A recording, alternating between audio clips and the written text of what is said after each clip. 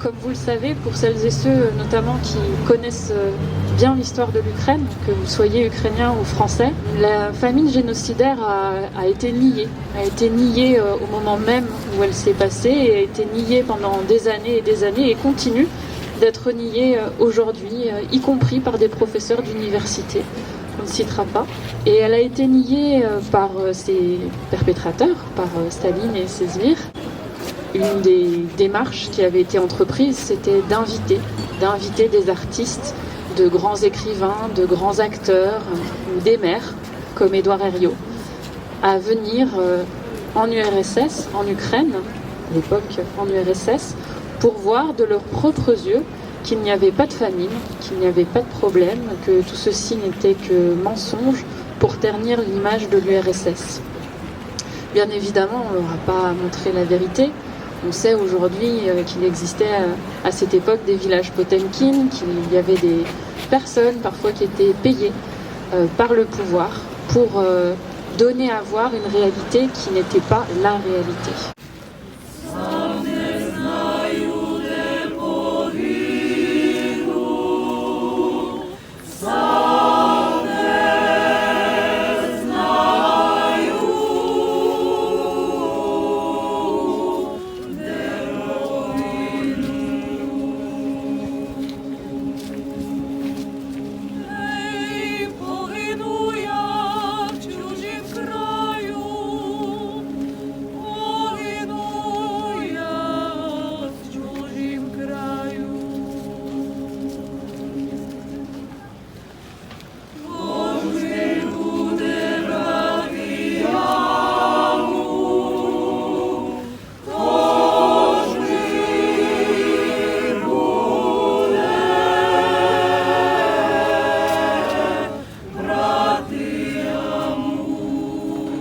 On voit que l'histoire se répète et qu'on a un voisin, un soi-disant grand frère, qui s'attaque à nouveau à l'ukrainité du territoire, à sa langue, à son peuple, à ses spécificités.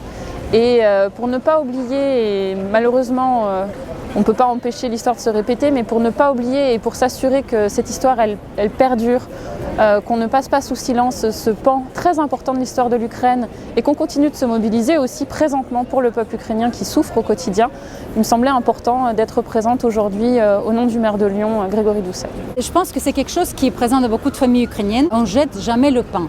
C'est le vécu dans les familles. Et ma grand-mère, non seulement elle jetait rien, mais elle ramassait les miettes. Et ça, c'est quelque chose, c'est un geste qui te surprend quand tu es petit, tu répètes. Et après, avec le temps, elle a commencé à raconter pourquoi on ne jette pas le pain, pourquoi on ramasse les miettes. Et elle parlait toujours avec beaucoup de douleur de son petit frère. En fait, il y a deux personnes qui étaient présentes dans son récit. C'est la maman qui gonflait de faim. Et ça, c'est quelque chose pour moi en tant qu'enfant, c'était impressionnant. Qu'est-ce que c'est Pukhnutvi de Holodo.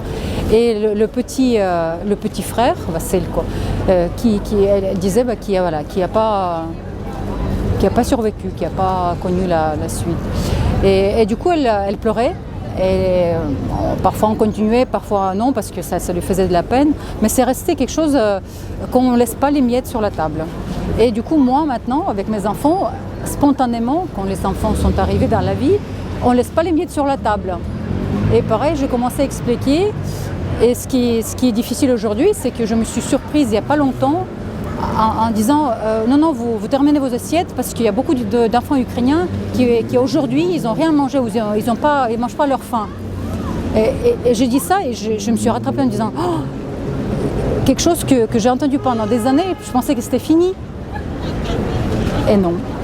Tant que ce génocide ne sera pas reconnu, il y aura toujours un risque qu'il se reproduise. Et la preuve en est, c'est que la Russie de Poutine a décidé de déclencher cette guerre coloniale, cette guerre d'agression le 24 février 2022. Et on considère que c'est la continuité, la poursuite de la politique génocidaire de Staline, mais à l'époque moderne, donc sous les yeux du monde entier.